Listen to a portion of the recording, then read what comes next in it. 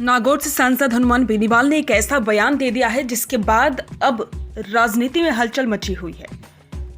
बेनीवाल ने कहा है कि कांग्रेस ने अभी राजस्थान में बीजेपी से हाथ मिलाकर उपचुनाव लड़ा था। कांग्रेस के कुछ नेता पेपर लीक में फंसे थे। बीजेपी ने कहा गिरफ्तार करेंगे। कांग्रेस ने कहा आप जो कहोगे वो करेंगे। बीजेपी बोली भजनलाल को बचाओ और 7 में से 5 सीटें हमें जिताओ। कांग्रेस 4,000 वोट लेकर सरेंडर हो गई। जानकारी दे दें कि बेनीवाल ने यह बयान दिल्ली में दिया। वे इंडिया गठबंधन में शामिल आम आदमी पार्टी की तरफ से दिल्ली विधानसभा चुनाव में प्रचार करने के लिए पहुंचे थे। बेनीवाल ने साफ शब्दों में आरोप लगाते हुए कहा कि कांग्रेस तो भाजपा के साथ मिली हुई है और इसीलिए सपा, टीएमसी समेत इंडिया गठबंधन के कई दलों ने दिल्ली में आम आदमी पार्टी को समर्थन देने का ऐलान किया है।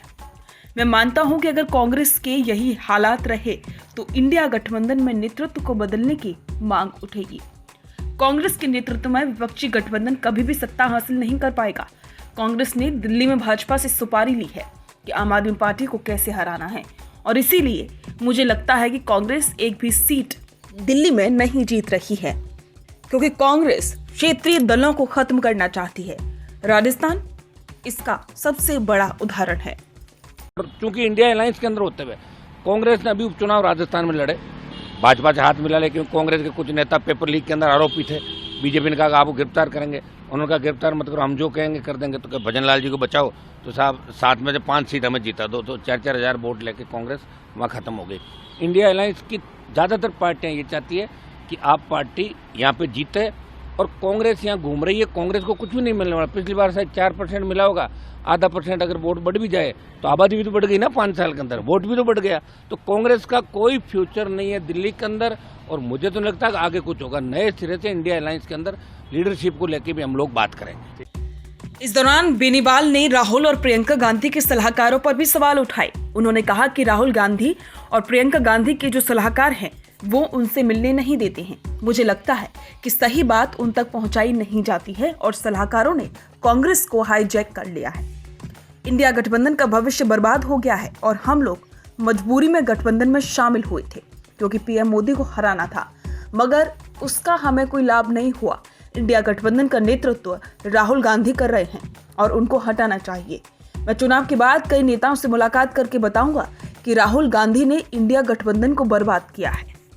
आपको जानकारी दे दें कि इससे पहले हनुमान बेनीवाल कांग्रेस के साथ में थे। लोकसभा चुनावों में भी बेनीवाल ने कांग्रेस का साथ दिया था और कांग्रेस के नेताओं के साथ में मंच भी साझा किया था। कांग्रेस के तमाम नेताओं के लिए जो कि खड़े हुए थे चुनावों में, उनके लिए जनता से वोट मांगने भी वो पहुंचे थे और उन्होंने कांग्रेस को जिताने की अपील भी की थी। लेकिन अब जब विधानसभा के उपचुनाव हुए तब बेनीवाल कांग्रेस के विपक्ष में ही नजर आई और उन्होंने अब कांग्रेस पर निशाना साधना शुरू कर दिया है। पहले जब वे बीजेपी में थे तब भी वो कांग्रेस पर निशाना साधते थे और बीजेपी से वापस जब उन्होंने अपने पैर पीछे किए उसके बाद वो कांग्रेस में शामिल हुए तो बीजेपी में निशाना साधने लगे और अब उन्होंने कांग्रेस पर भी निशाना साधना शुरू कर दिया।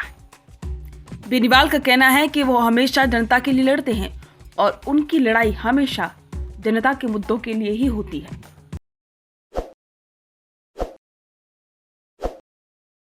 ताज़ा खबरों के लिए विजिट करें द फैक्ट इंडिया की वेबसाइट और डाउनलोड करें द फैक्ट इंडिया ऐप।